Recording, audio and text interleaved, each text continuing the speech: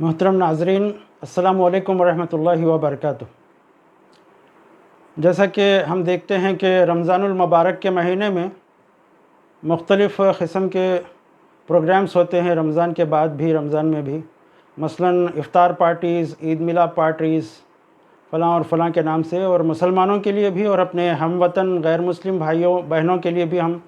Iftar parties, Eid मिलन parties वगैरह रखते हैं। होना भी चाहिए, बहुत ज़रूरी है, क्योंकि जब तक हम अपने हमवतन भाई बहनों से अपने दोस्तियाँ और अपने ताल्लुक़ात मज़बूत नहीं करेंगे, गलतफ़हमियाँ फैलती रहेंगी और हमसे दूर होते रहेंगे और नफ़रतें बढ़ती रहेंगी।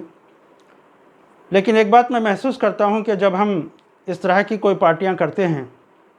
तो इससे पहले जो तक़ारीर होती हैं, जो स्पीचेस होती हैं, इसमें उमूमन यह होता है कि हम भाईचारे की बात करते हैं, फ़िरक़ावाराना हम-आहंगी की बात करते हैं, सेकुलरिज़म की बात करते हैं। लेकिन जिस मकसद के लिए ये महीना है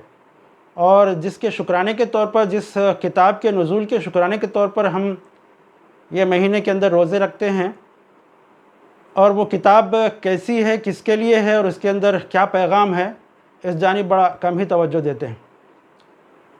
हम अक्सर ये रोना रोते हैं कि हमारे जो गुज़िश्ता कितने सैकड़ों साल से हम इस मुल्क में रहते हैं, लेकिन यहाँ के हुक्मरानों और बादशाहों ने कभी यहाँ के निज़ाम को, जो ऊंच नीच का निज़ाम है, नाइंसाफ़ी का निज़ाम है, पछड़े हुई ज़ातों के ऊपर जुल्म और ज़्यादती के निज़ाम हैं, उन चीज़ों को रोकने और एक वहदानियत के, मतलब एक खुदा के बंदे होने और एक आदम और हव्वा की औलाद होने के जो तालीमात हैं इस्लाम की, और मरने के बाद एक और ज़िंदगी है, वहाँ पर कामयाबी का क्या राज है, कैसे हम उस दुनिया में, उस ज़िंदगी में कामयाब हो सकते हैं, इस सिलसिले में हम बोलने के सिलसिले में कुछ झिझक महसूस करते हैं। हालांकि एक दीनी मौका भी है, एक ऐसा अपॉर्चुनिटी भी है कि हम लोगों को जब जमा किए हैं रमज़ान के महीने में या ईद मिलाद के तौर पर, तो हम ये बताने के अंदर हमको कोई झिझक महसूस नहीं करनी चाहिए, क्योंकि अल्लाह के रसूल सल्लल्लाहु अलैहि वसल्लम ने कभी भी गैरों के साथ हम-आहंगी की बात के लिए लोगों को जमा नहीं किया। आपने ज़िंदगी भर लोगों को बस ये बताया कि हम सब का खुदा एक है, जिसने हमको पैदा किया, जो आसमानों से बारिशें बरसाता है और जो ज़मीन से फसलें उगाता है और हमारी ज़िंदगी की सामान मैसर करता है। इस खुदा की बंदगी करना हम सब के लिए ज़रूरी है, और एक मरने के बाद ज़िंदगी फिर है, हम फिर से उठाए जाएंगे, जहाँ पर हमारा हिसाब किताब होगा। ये तालीमात सरदारान क़ुरैश को जब दावत देते तो आप लोगों के सामने बात रखते, बल्कि जहाँ भी जाते, जिस ख़ैमे में, जिस बस्ती में, जिस मोहल्ले में जाते, आप यही बात, बल्कि हर पैगंबर का यही काम था। लेकिन आज न सिर्फ आम मुसलमान बल्कि दीनी तहरीकें और इस्लामी तंजीमें भी बड़े बड़े प्रोग्राम्स करते हैं, हज़ारों की लाखों रुपए का ख़र्च करते हैं,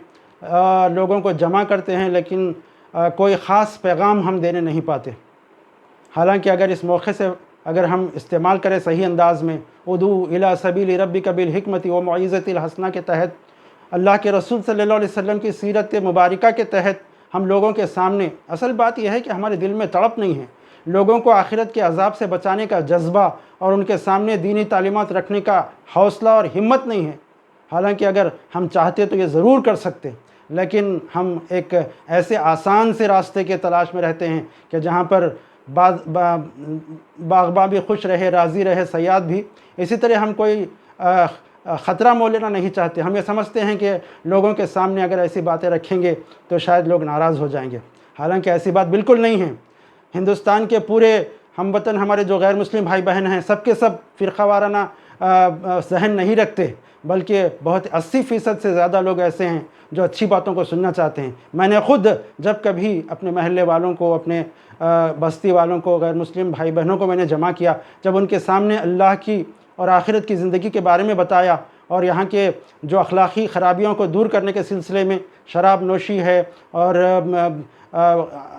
इंसानी अदम मसावत है और इन तमाम चीज़ों के जो बुराइयां इस वक्त दुनिया में फैल रही हैं, इसके सिलसिले में जब उनके सामने बात रखी तो लोगों ने बहुत इसको वेलकम किया, बल्कि कहा कि آپ بار بار آئیے ہمارے گھروں میں، ہمارے محلوں میں آئیے، ہم کو جمع کیجیے۔ ہمارے بچے، ہمارے نوجوان نسل اس وقت بربادی کے راستے پر جا رہی ہے، ماں باپ کی فرما برداری کی کوئی تصور نہیں ہے، شراب نوشی اور ڈرگز ایڈکشن بہت عام ہو چکا ہے۔ آپ لوگ ایسی باتیں بتائیے، آئیے، ہم ضرور آپ کا استقبال کریں گے۔ آپ ہم کو بلائیے، ہم آئیں گے۔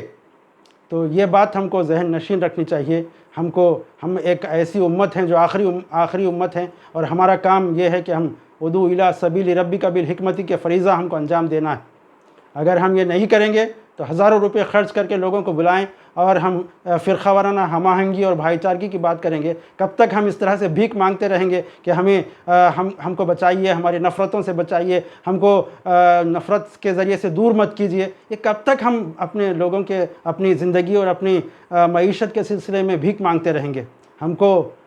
ایک آگے بڑھ کر ان کو جہنم کے عذاب سے بچانے کے سلسلے میں کچھ دینے اور ان کو کچھ سمجھانے کے لیے ہم کو اس جذبے اور اس انبیائی مشن کا حصہ بن کر ہم کو کام کرنے کی ضرورت ہے، ورنہ ہم اس طرح کے ہزاروں پروگرامز کریں تو اس کا کوئی فائدہ ہم کو نہ دنیا میں ہو سکتا ہے نہ آخرت میں۔ وآخر دعوانا الحمدللہ رب العالمین۔